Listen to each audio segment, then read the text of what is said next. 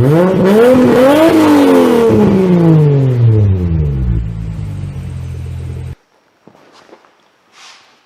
guys, what's going on? So today I wanted to go over with you some of the transmission options that we have for the Mark IV Supra.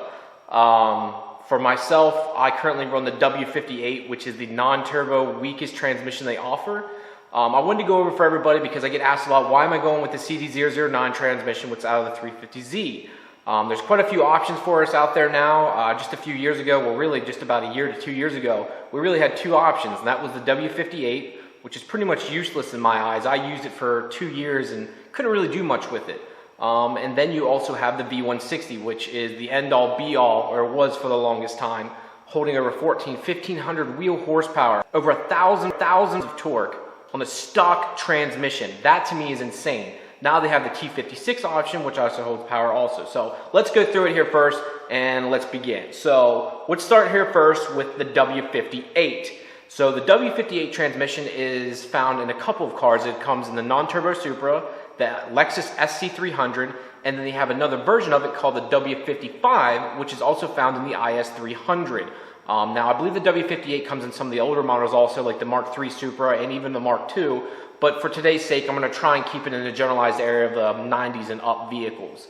The W58, I believe the transmission itself is only rated for something like 250 foot-pounds of torque, if that. It's not very strong. Pretty much all the gears are tiny. It doesn't take much to shear the teeth off of them. They don't like torque and it doesn't like to take a bunch of power. The one good thing with the W58 is it is smooth as butter. Unlike most transmissions nowadays, it's not notchy, it goes into gear very easily, and it's cheap. You can pick up a W58 for a couple $100, go to a junkyard, most of them are there. It's a very common transmission for Toyota back in the day, so it's very easy to come by and very common. But it's very weak, so if you plan on making big power, I don't recommend that for you. If you plan on staying NA or keeping your car around the 300 horsepower mark, it's fine. The next issue with it is too, most of the cars that came with that transmission all had an open diff. If you were lucky enough to find a Mark IV Supra, or I think very few even SC300s came with an LSD rear end, that's great. The next issue is then the gearing. At 60 miles an hour, I am tacking around 3,100 RPMs at 60. If I'm going 80, I'm almost at 4,000 RPMs in fifth gear. That's crazy. The rear end is a 3.26 rear end. That's the next issue with it, so it just keeps adding up here. The rear end is way too high. If you want to fix that, you either have to go with the auto rear end, which I believe is a 3.66 rear out of the TT Supra, or you can also, you can always step it up and get a TT rear end, which is a 3.13 rear end, but I believe the gears would be too long at that point. So in my opinion, guys, I just would stay away from the W58 altogether. I only kept it because it came with the car when I originally bought it, as my Supra was originally non-turbo. Next on the list is the R154. That's the next transmission most people go to, as it's pretty abundant. It's found in the SC300 overseas, I believe, with the 1JZ. It came in the Mark III Supra here in the US, Mark III Supra in Japan. I believe it came in the Toyota Chaser also in Japan, and a few other models. This is a 5-speed transmission. It is found actually, I believe, in some trucks also, now that I start to think about it. I believe it actually is pretty common in some overseas trucks and even here in the US too. It can hold a good bit of power. It seems to be the third gear is the biggest, weakest link in that transmission. It seems to shear off. You can build it. They make Marlin crawler kits that you can get from, I think, Drift Motion and a few other vendors out there. Kaizen Motorsports is very R154 friendly. Actually speaking with Jose a couple times now, he's kind of filled me in on how much power they can hold, and they've had guys making 700-800 horsepower all day long. Without him, actually, I probably wouldn't know as much as I do about the R154. He's been pretty good help. That all be the R154 can make the power, but they do need to be built, in my opinion. Now, they can run for a while at the 400-500 horsepower mark, but once you start banging gears and you start really being hard in that transmission, it's going to give out. It's just not going to be able to take the power that, say, the V160 or T56 is going to take. It's just not designed for that. The gears in it just aren't large enough. I'm not sure which rear end you would really want to use with that. It does have slightly taller gears, which I'll post up here for you guys. Hopefully you can see everything. Post up here for you guys what transmission and what rear end should go together. I believe with the R154, you can use the I believe it's the SC300 rear end. No, I believe it's the Auto TT rear end, which I believe is a 3.66 rear end, a 3.67. I can't remember off the top of my head, but I'll post up here. If I'm wrong, you guys will just see it in the video, and I'll have a post here to the side so it makes it a little bit easier for you. That's a great transmission. It works great. It's very abundant, cheap to get. You can build them for relatively cheap. Around the 600 wheel horsepower mark, have fun all day. Anything above that, you're going to want one of the next two transmissions. So that brings to the V160. This to me is still the end all be all period. This is the trans that you want to buy if you have the money. They are now discontinued by Toyota. You can no longer buy the parts. And unfortunately, most of the parts that go inside that transmission, as in gears, input shaft, etc., synchros, are all discontinued. So because of that, aftermarket's already picked it up. Super Sport, I believe, is the first company to start making gearing, shift forks, etc., all billet 6061 aluminum, which is way better than the cast parts, which actually is kind of overkill considering the cast parts held over 1,000 wheel horsepower, so they're becoming even stronger now. That transmission is literally going to be bulletproof. The great thing with the transmission is it bolts right up to the 2JZ motor. No adapter plates are needed. Nothing of that nature is needed for it to work.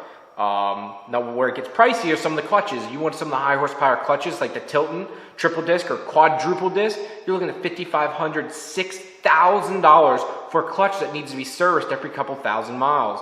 Those carbon clutches just don't hold up. Now they do make clutches like RPFs and Clutchmaster, which are around, I believe you can get them for $2,000 to $3,000, which is still a good chunk of money for a wear item. I know myself, that's a lot of money to dish out for something you know that's not going to last. Still the end all transmission. That's where you want to be, in my opinion, if you want to keep it original and that's a trans you want to go with.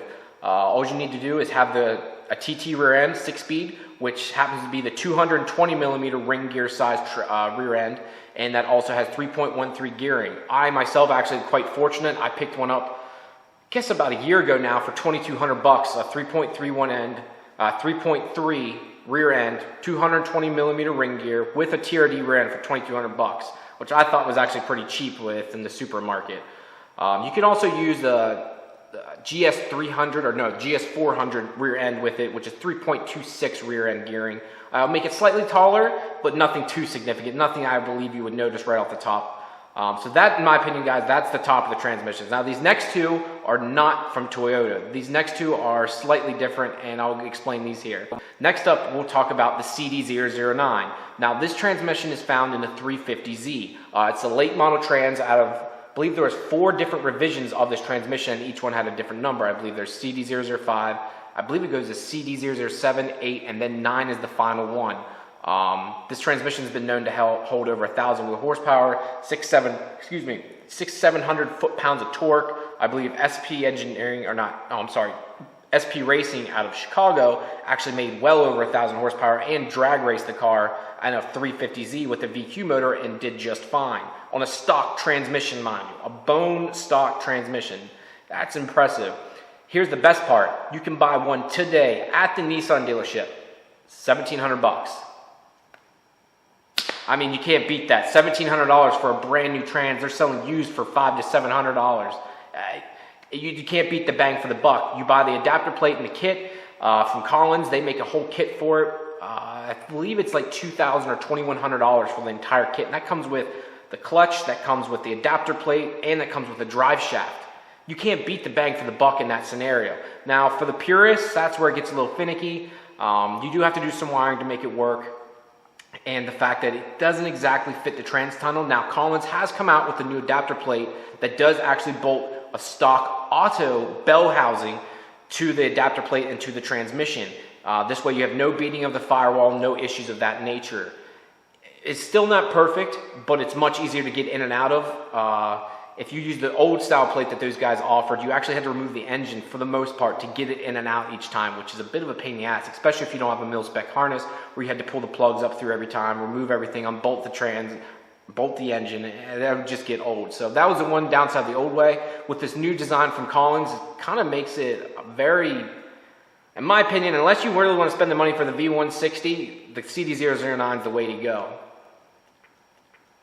All right, next up and last is the T56. Now, this has become a real big item here within the last year, thanks to Joel Granis Racing and his entire team, that transmission has been kicking ass and taking names. I'm still out on the jury on this one here. I'm not sure if I like it over the V160 yet, but it seems to be actually holding up better than the V160 for less than what the V160 cost brand new just a year or two ago. So I believe the transmission from Joel Granis is $4,000. And just 2 years ago, the V160 was $6,300. Mind you, that's with a discount from Toyota. I believe if you were buying retail, a V160 was just under $9,000. I'm not sure if anyone actually ever paid retail price for one of those, but yeah, quite pricey.